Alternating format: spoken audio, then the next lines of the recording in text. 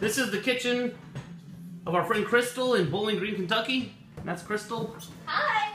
And this is the joy of cooking. So this is Crystal, everyone. Hello. What are we making today, Crystal? Today we're going to make a little concoction that I invented a while back because I like to use leftovers. I don't like to waste them.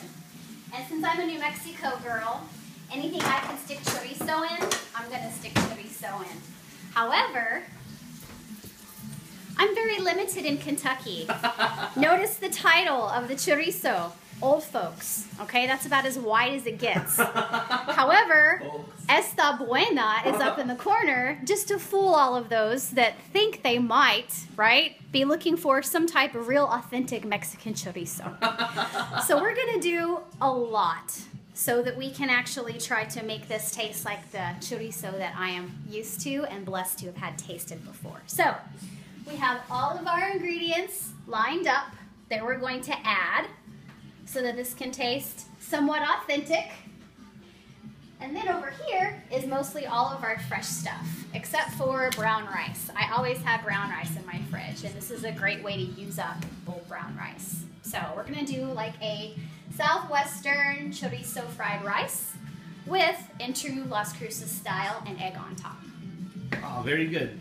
So in case, for those of you following at home, we're on a page 515 that talks about all different types of sausage, preparing the sausage, and in that is the chorizo. And if you go back to page 357, it's all different types of rice, and we're gonna kind of follow this fried rice recipe, not to a T, but add our own flavor to it. when we have experts here in the studio, we don't always follow the book all that well because we like to hear what the experts think and give us their twist on it, because that's how we learn the book. Okay, so first what we're gonna do is put some olive oil in the bottom of a very large skillet, and then we're gonna heat that up at about medium-high heat so it gets nice and runny and coats that pan really well. And the thing I like to do is always brown the onions, because if you get them a little bit caramelized, it really changes the flavor of your food.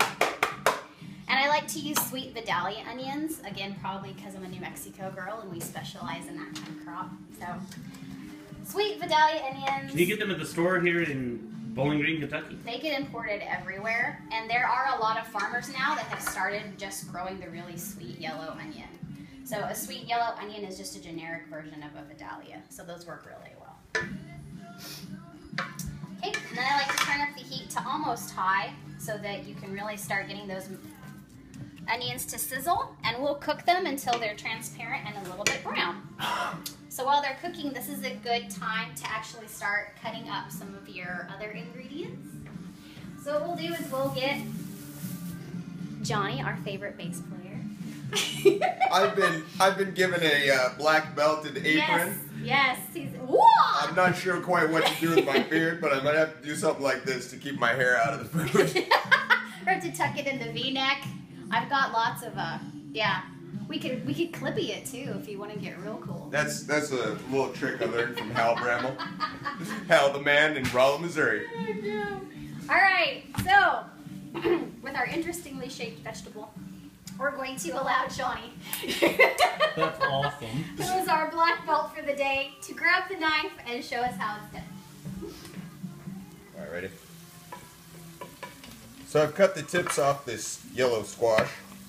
I'm gonna slice it down the middle, put it into quarters, and then, as Crystal requested, bite-sized pieces. She also said the same thing our good friend Grumpy says, don't cut yourself. Don't cut yourself. If you remember from episode 1 of Joy of Cooking, I explained if you use the point of the knife so that the blade actually never fully comes off the cutting board, you just continue to move your vegetable through into the blade and you chop without getting your fingers cut. So those are bite-sized chunks, huh? Oh yeah, those will work. And they'll lose a little bit of mass Yep. being cooked down. Squash releases a lot of water.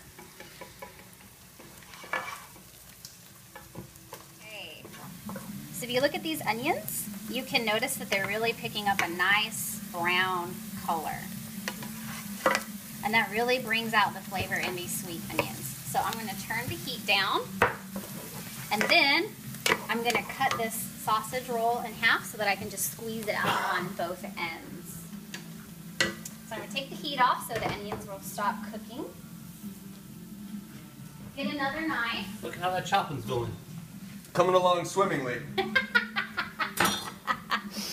Oh no. And another cutting board. I don't want her to infect my nice vegetables with her E. coli and salmonella. Salmonella's in chicken. Oh. Yeah. You learn something new every day here on the Joy Cooking. And knowing is half the battle. Dun dun dun. G.I. Joe of Yep, cooking. or the more you know star. Ding ding ding Hey, ding. how about this one? G.I. Joy of cooking. G.I. Joy of cooking. See how easy that is? Blah, just squeeze Oh, that's smart. That's a it good way out to of do there. it. So then Just you can squeeze it right into twist. there. Just like the old folks do it. Exactly.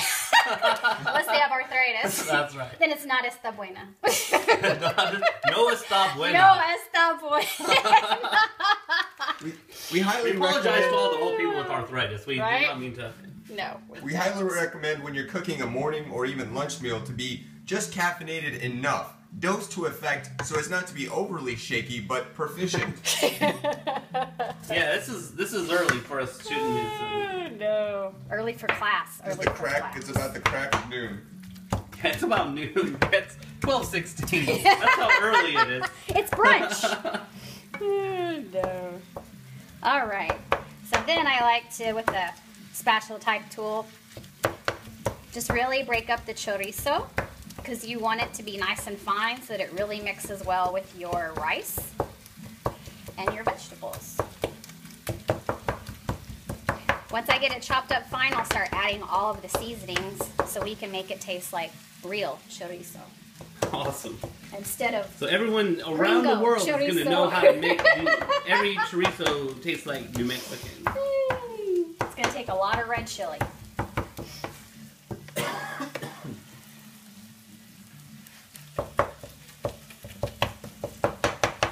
Do they mostly use red chili with chorizo or green chili? They do red chili, you can tell because of the coloring, but the chili they have is really mild. So okay. it's So not, there's already chili in there. It's just there's not some good. chili in there, but it's not the good, hot, spicy type of chili that we're used to. So that's why I always add But could you put green chili in something the like crushed this? red pepper flakes. You could, I mean, New Mexico People do that? call it Christmas when you do the red and the Both? green. Yeah. Mm-hmm. Yep. But the thing with the green chili is that it has a lot of water. Wow. So you would have to probably cook your green chili down with your onions before you added the other ingredients, or you would end up getting really mushy fried rice, and you don't want mushy fried rice. Oh, that's good advice right there. But Hatch sells an awesome green chili powder. So if you don't want to have to cook down your green chili, but you want the flavor, then you can definitely get the green chili powder. From Hatch, New Mexico. From Hatch, New Mexico. Yep. And they will ship to your home. Oh, that's awesome. And August is chili season. So my whole freezer will be full of Hatch chili. So they'll ship all sorts of chili. Yep. to you. Oh, And- that's awesome. And the green they'll ship to you on dry ice. So it stays nice and Oh, fresh. that's awesome. And you can ask for it pre-roasted if you want to, but roasting is half the fun. Real women roast their own chili.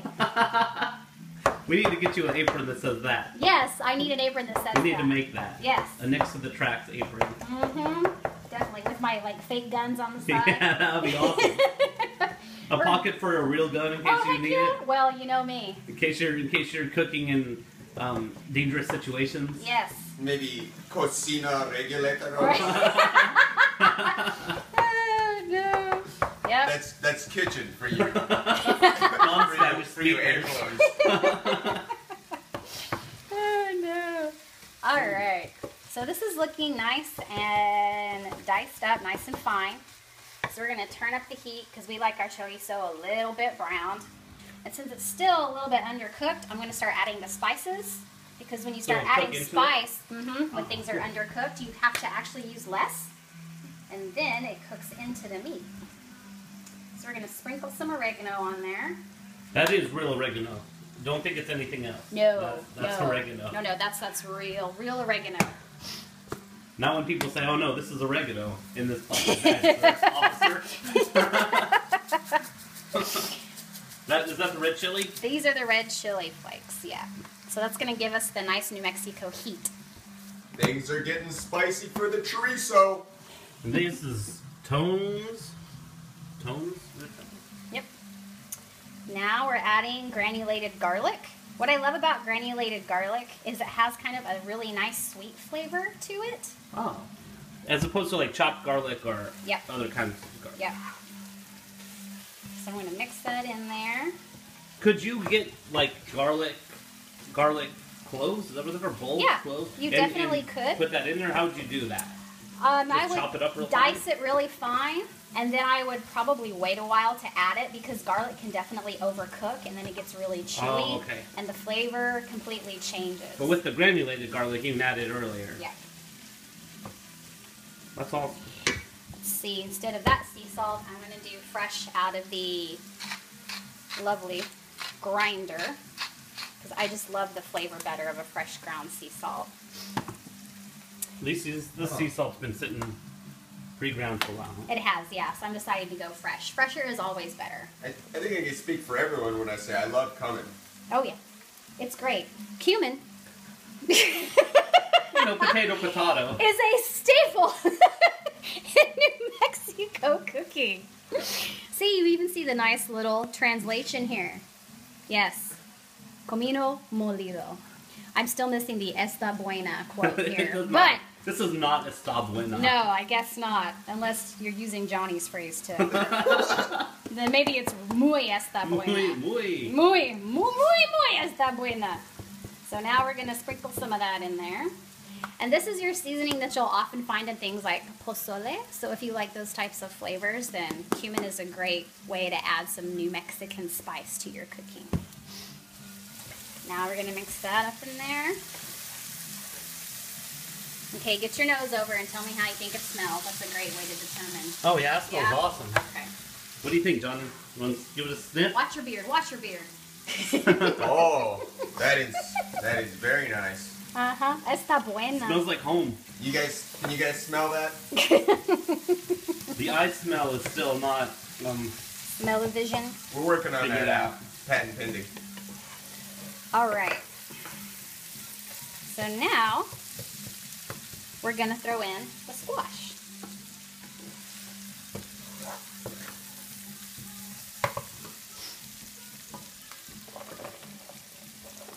This is 2 whole yellow squash, diced up to bite-sized pieces. There you go, little ones. Thank you, thank you. Okay, mix that in there.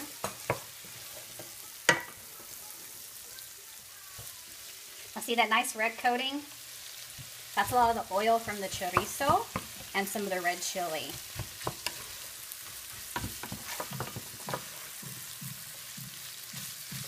Now if you notice your pan starts getting dry, you can definitely add a few splashes of olive oil, which I will absolutely do before we throw in the rice.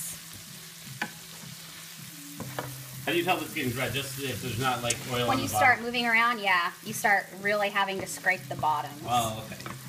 The more friction, the more dry.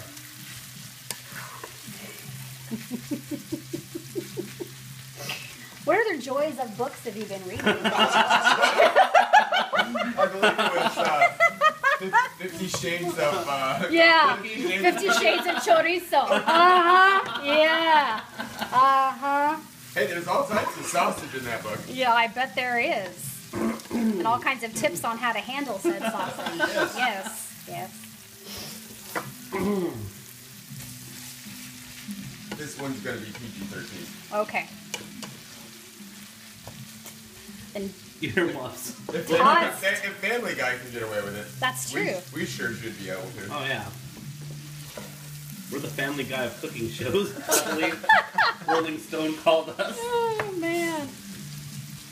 I didn't think it was a compliment back then, but It's working to our advantage. That's good. we're just gonna go with it. All right, so this is looking good. You don't want your squash to get too overcooked because then it gets really limp and doesn't have a kind of nice vegetable crunch to it. So I don't like to cook that for too long before I add the brown rice. Now if you pre-cook your brown rice, it's going to cut down on your cooking time by about 45 minutes. Does it take 45 minutes to cook the brown rice? Not the way I do it. I do it in a pressure cooker. Oh, cool. So it takes is about... that somewhere where we can see it? Yeah, it takes about 15 minutes to do it in a pressure cooker. Oh, your phone. It's okay. Come on in. This is my pressure cooker. That's awesome. And if you ever want to cook rice in a pressure cooker, it's about 4 cups water to 2 cups brown rice. First, you want to spray your pressure cooker with olive oil, and then add about 2 tablespoons of olive oil and a little bit of salt. So Let it does cook. Like lock down, it or locks what? all of the water and steam in there, so it quadruples the speed pretty much of the cooking cool. time. And you just set it on your burner for high, and this will start shaking when it's got good pressure. You let it shake for 15 minutes, turn it off, and then just let it cool naturally, and it's perfect brown rice every time. Oh, that's awesome. So you can cook it, set it, leave it, and it's done in like no time. Crystal's gonna have her own line of pressure cookers out soon, so be on the lookout for that. So with pre-cooked brown rice, we're just gonna get it in there. And you can see that it's chunked up because that's what happens to rice once you put it in the fridge. But once it combines with all of this oil and some of the water released by the vegetables, it's really gonna start to separate nicely and soak up all of those spices. Well, that's amazing. So again, with your spatula, just break up those mounds of rice.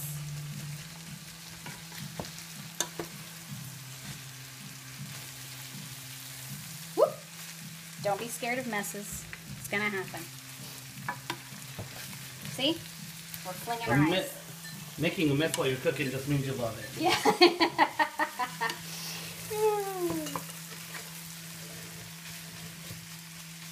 Okay, so while we're doing this, Johnny can start chopping up some cilantro. I'm taking 5 for coffee. Uh-huh.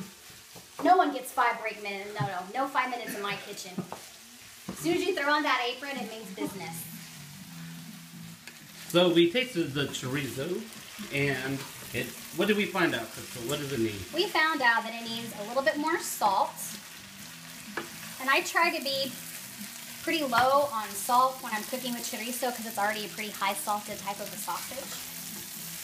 And I'm definitely a firm believer in tasting as you go because your palate is going to know. So it needs salt and garlic, right? We added a little garlic. Then I added a little salt. bit, yes, of granulated garlic.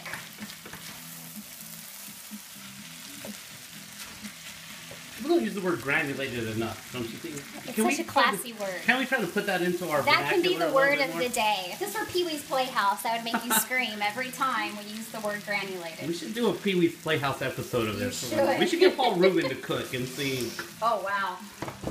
Well, it is sausage. All right, so now we're going to use some fresh cilantro. I am a very firm believer if you can get it fresh, then do it. Where did you get it from? Good old Kroger. Or from where did you get it? Like Kroger. Oh, I don't grow my own herbs, not yet, but there's a grand plan to do that. But they sell it at the local Kroger in Bowling Green, You can Kentucky. usually get cilantro at any grocery store. It's a very popular spice. They don't just use it in Mexican dishes. It gets used a lot also in Indian dishes because it's a very flavorful herb. Now you don't want a lot of water getting added back to your fried rice, so you dry off your herb. And now we're going to chop it up. Are you a pro at chopping up herbs? Okay. I don't know if I'm a pro or not, but I'll watch you. I'll learn something. What I like to do is roll it up in a ball. And now don't be afraid of adding in the stems because with a lot of herbs, there's the same flavor. It's even like more intense in the stem. And that's cilantro happens to be one of those types. So I roll it up in a ball.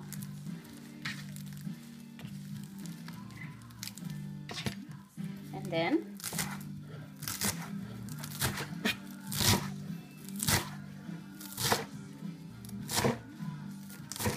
Oh, that's very efficient. chop it up. And then you're done. That's awesome. Simple. Yep. So now we've got got our pretty fried rice.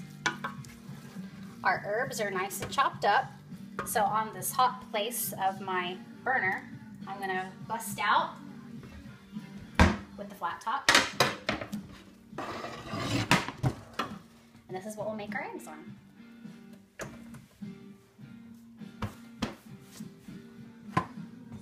When you make eggs, I love that's about all I can cook is eggs. Okay. And I'm not great at it, but I've like learned my own ways of doing things. So how do you cook eggs? Because sometimes I have problems doing it any other way but the one way I do it.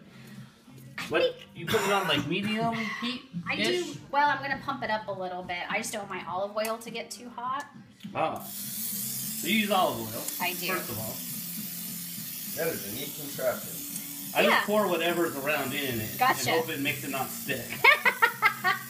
Is that like, it's like a pumping aerosol? This is a Pampered Chef olive oil That's spray awesome. dispenser. Hashtag Pampered Chef. Yes. So you just put the top on and then work it. That's awesome. Yes. And then it fills it up with enough air so that you have pressure to spray. Oh, that's amazing thing. I like it a lot, and then it's environmentally friendly because you're not throwing away a bunch of aerosol cans. That's awesome. Look out for that ozone. We need it. Yes, definitely. All right, so we're going to turn it up to about 7 or 8 so it gets nice and hot. Oh, so you put it really hot.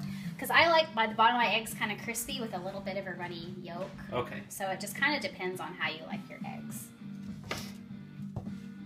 How are we gonna cook these eggs? Over medium? It depends.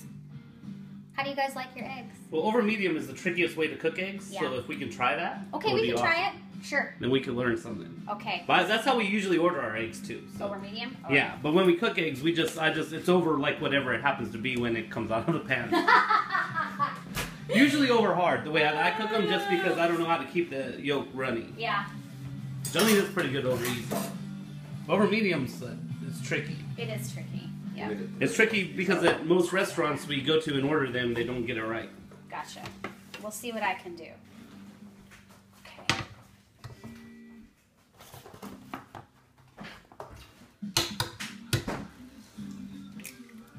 Are these brownies organic eggs? These are organic eggs from Kroger. Awesome.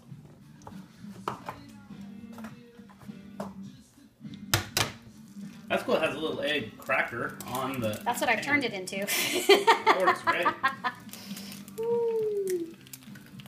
And for me, when I make eggs, the trick is make sure the pan's hot enough so that the egg just doesn't run everywhere. Instead, it just immediately starts to So set the pan itself is up. hot. First, you do that. It'll set itself up. See, that's really Yeah. good to know. That's super helpful.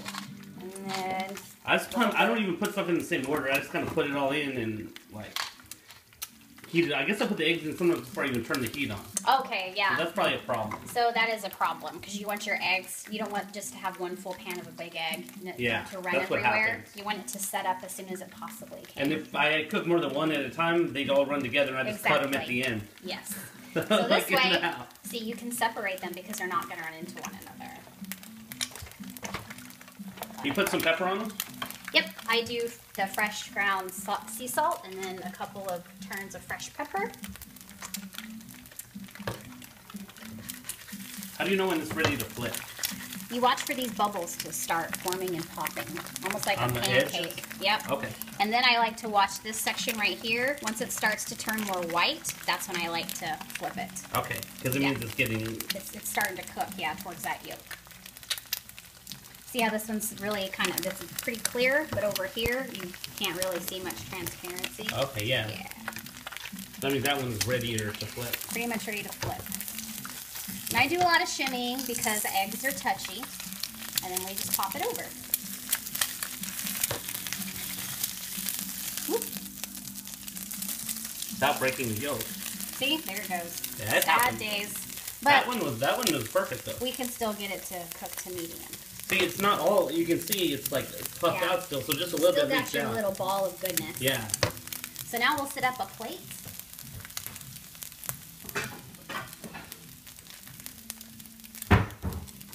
See, what confuses me the most is always this side, because I can't see what's happening on the other side of the egg. Ah. So I just kind of, Guesstimate. just when it's like overdone, I just pull them out, because Gotcha. I don't know when to.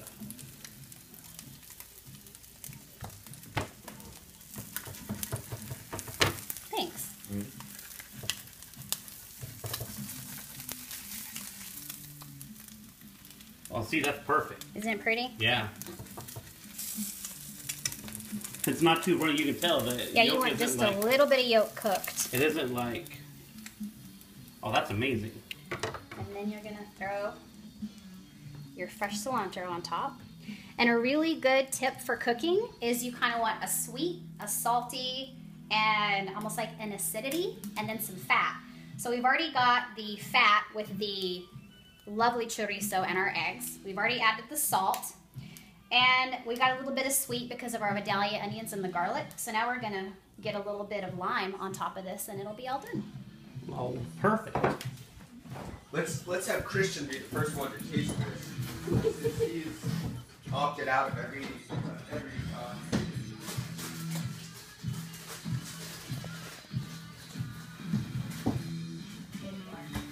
Okay. Fresh limes aren't in season, so I just picked this up the other day. But it does the trick.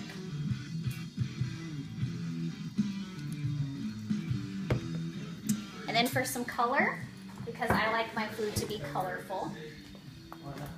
A few sprinkles of red and it's done. Look at that. Oh my God. And that's my little concoction. That's amazing. Did an amazing job. Thanks. Now we'll see what Chris thinks. Don't lie. Are you kidding me? I can already tell it's freaking delicious. Wow. There you go. Eggs and everything. We struggle to get eggs this late on the road. They never want to do it, huh? And you know they have them in the kitchen. Oh yeah. It's not that difficult. It's just See, it stubborn. happening. You just saw it happen. It's freaking awesome. Awesome, I say. Awesome. Rebecca in the morning, beautiful sight, weakens my will to leave. And I know when I meet winter's cold, I'll miss your warmth and ease. But danger